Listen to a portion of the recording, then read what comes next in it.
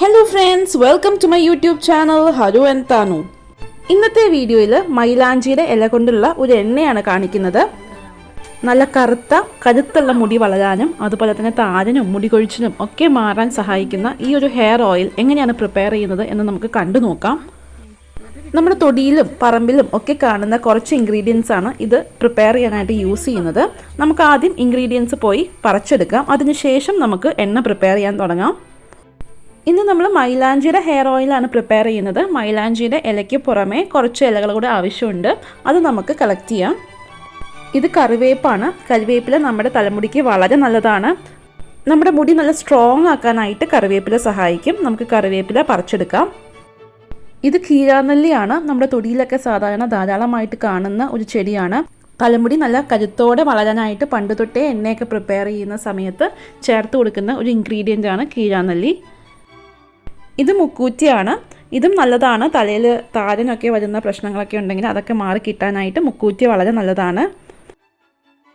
അങ്ങനെ നമ്മുടെ എണ്ണ പ്രിപ്പയർ ചെയ്യാൻ വേണ്ട കുറച്ച് കാര്യങ്ങളൊക്കെ ഞാനിവിടെ പറിച്ചെടുത്തിട്ടുണ്ട്. എന്തൊക്കെയാണെന്ന് ഞാൻ പറഞ്ഞു തരാം. ഏറ്റവും അധികം ഞാൻ എടുത്തേക്കുന്നത് മൈലാഞ്ചിയുടെ ഇലയാണ്. ചെമ്പരത്തി പൂവുണ്ട് 5-6 എണ്ണം. ചെമ്പരത്തിയുടെ ഇലയുണ്ട്. കീഴാനെല്ലി, മുക്കൂറ്റി, തുളസി, കറിവേപ്പില. തുളസിയുടെയും കറിവേപ്പിലയുടെയൊക്കെ ഗുണങ്ങൾ ഇതിന് മുൻപുള്ള പല വീഡിയോസിലും ഞാൻ പറഞ്ഞിട്ടുണ്ട്. അതുകൊണ്ട് തന്നെയാണ് ഈ ഒരു വീഡിയോയിൽ ഞാൻ പറയാത്തത്. ഇത് ചെറിയുള്ളിയാണ്. 15 ചെറിയുള്ളിയോളം ഞാൻ ചേർത്തിട്ടുണ്ട്. ചെറിയുള്ളി നമ്മുടെ തലമുടിക്ക് വളരെ നല്ലതാണ്. അതുപോലെ തന്നെ എണ്ണയ്ക്ക് നല്ലൊരു വാസന കിട്ടാനും നല്ലതാണ്. ഒരു മിക്സിയിലേക്ക് നമുക്ക് കുറച്ച് ചിരണ്ടിയ തേങ്ങ കൂടി ചേർത്ത് കൊടുക്കാം.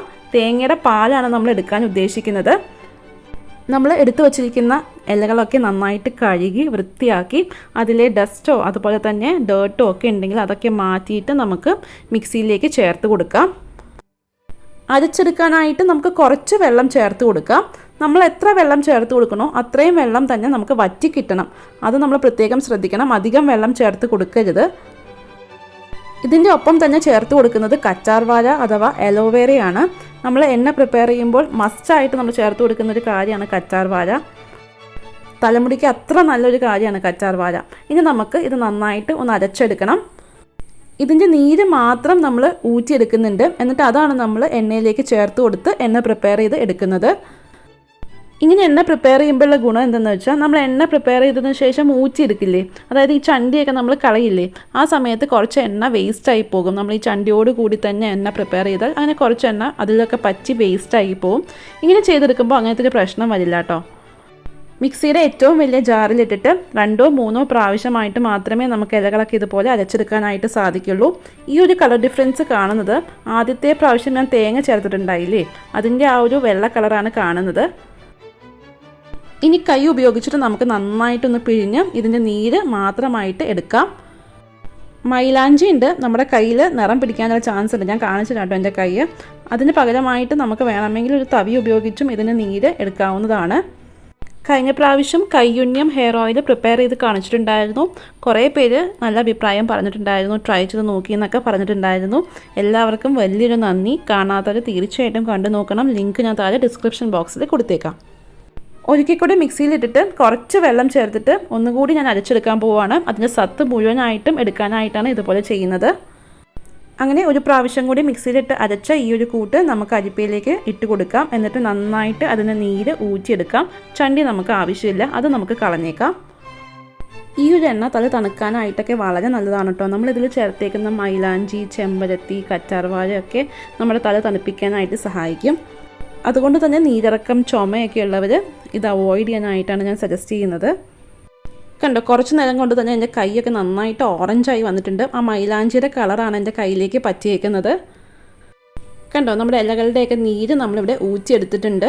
ഇതാണ് ഇതിൻ്റെ സത്ത്. നമ്മൾ ഇന്ന് എണ്ണ പ്രിപ്പയർ ചെയ്യുന്നത് ഇരുമ്പിൻ്റെ ഒരു ചീനച്ചട്ടിയിലാണ്. ഇത് നമുക്ക് അടുപ്പിലേക്ക് വച്ചു കൊടുക്കാം.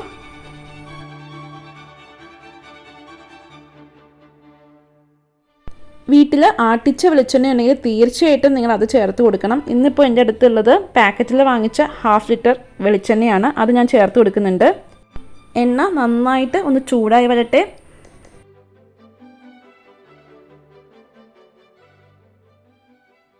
എണ്ണ നന്നായിട്ട് തിളച്ച് വരുന്നുണ്ട്.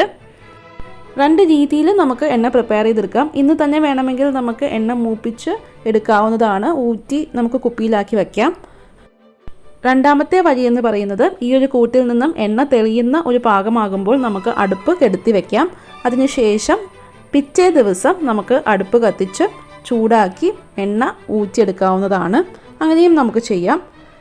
അങ്ങനെ ചെയ്യുമ്പോൾ ഈ ഇരുമ്പ് ചീനച്ചട്ടിയിൽ ഇരുന്നിട്ട് നമ്മുടെ എണ്ണയ്ക്ക് നല്ലൊരു ഡാർക്ക് കളർ ഉണ്ടാകും. അതുപോലെ തന്നെ ഈ ഇൻഗ്രീഡിയൻസിൻ്റെയൊക്കെ നന്നായിട്ട് ആ ഒരു സത്ത് ഇറങ്ങിയിട്ട് എണ്ണ വളരെ റിച്ച് ആയിരിക്കും. ഞാൻ രണ്ടാമത് പറഞ്ഞ മെത്തേഡിനെ പറ്റിയുള്ള കൂടുതൽ ഡീറ്റെയിൽസ് അറിയണമെങ്കിൽ തീർച്ചയായിട്ടും കയ്യുണ്യം ഹെയർ ഓയിലിൻ്റെ വീഡിയോ കണ്ടു നോക്കിയാൽ മതി. ആ ഒരു ഹെയർ ഓയിൽ ഞാൻ അങ്ങനെയാണ് പ്രിപ്പയർ ചെയ്ത് എടുത്തേക്കുന്നത്. ഇന്നിപ്പോൾ നമ്മൾ എണ്ണ നാളത്തേക്ക് വയ്ക്കുന്നില്ല, അതിനുള്ള സമയമില്ല. ആക്ച്വലി നാളെ ഞാൻ കുറച്ച് തിരക്കാണ്. അതുകൊണ്ട് ഞാൻ ഇന്ന് തന്നെയാണ് എണ്ണ പ്രിപ്പയർ ചെയ്ത് എടുക്കുന്നത്. പലരും നമ്മളോട് ചോദിക്കുന്ന ഒരു ചോദ്യമാണ് എണ്ണ പ്രിപ്പയർ ചെയ്യുന്ന സമയത്ത് ഇത് കറക്റ്റായിട്ട് മൂത്ത് വന്നിട്ടുണ്ടോ എന്ന് എങ്ങനെ അറിയുന്നുള്ളത്.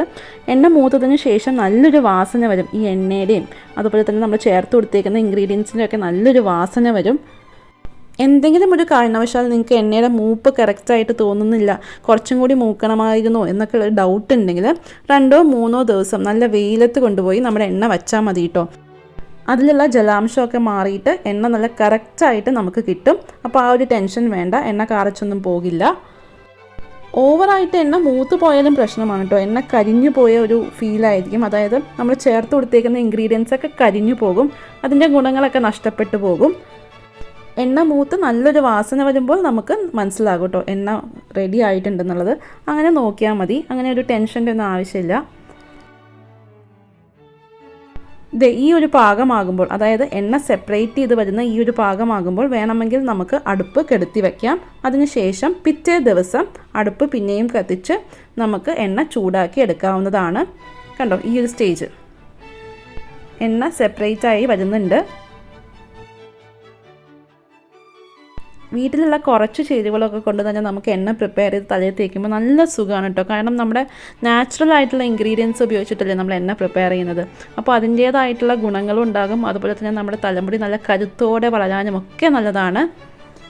എല്ലാവരും ഒരിക്കലെങ്കിലും ഒന്ന് ട്രൈ ചെയ്ത് നോക്കണം കേട്ടോ.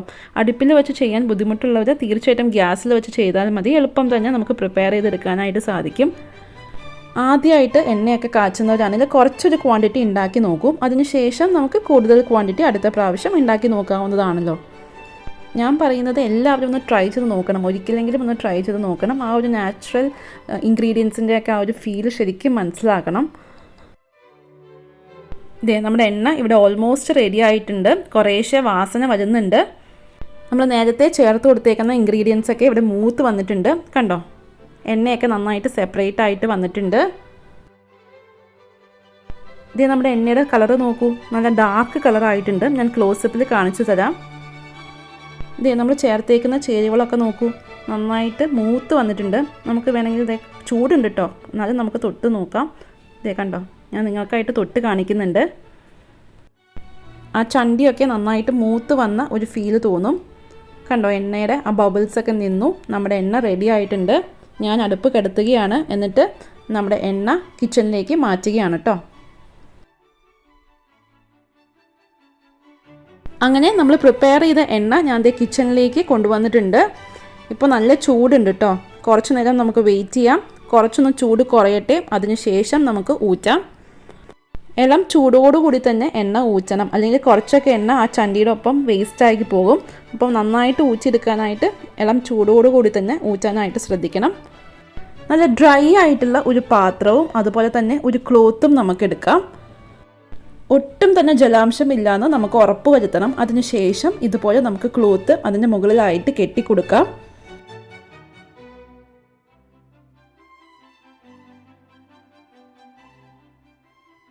ഇളം ചൂടോട് കൂടിയിട്ടുള്ള എണ്ണ നമുക്കിതിലേക്ക് ഒഴിച്ചു കൊടുക്കാം.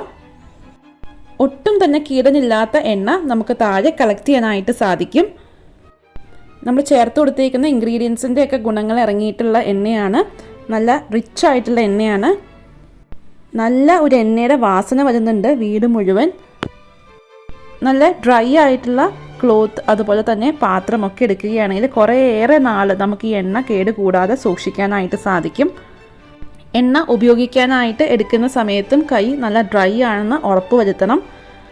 കുറച്ചധികം ക്വാണ്ടിറ്റി എണ്ണ പ്രിപ്പയർ ചെയ്യുകയാണെങ്കിൽ ചെറിയ ബോട്ടിൽസിലായിട്ട് നമുക്ക് സൂക്ഷിക്കാനായിട്ട് സാധിക്കും. അപ്പോൾ ഒരു ബോട്ടിലിൽ എങ്ങാനും ഈർപ്പം തട്ടിയാലും മറ്റ് ബോട്ടിൽസൊക്കെ കേടുകൂടാതെ സൂക്ഷിക്കാനായിട്ട് സാധിക്കും. ഇനി നമുക്ക് തുണിയോടുകൂടി ഈ ചണ്ടി അഥവാ കീടൻ മാറ്റാം. അങ്ങനെ നമ്മുടെ ഹെയർ ഓയിൽ ഇവിടെ റെഡിയാണ്. നല്ല ഡ്രൈ ആയിട്ടുള്ള ഒരു ബോട്ടിലിലേക്ക് നമുക്കിത് മാറ്റണം.